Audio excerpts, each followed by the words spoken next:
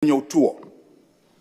Na mimi nataka nikuambie leo, unayo ndugu yako humu ndani ya bunge ambaye yawezekana wengi hawafahamu kwamba ni ndugu yako, naye anaitwa Asia Halamga.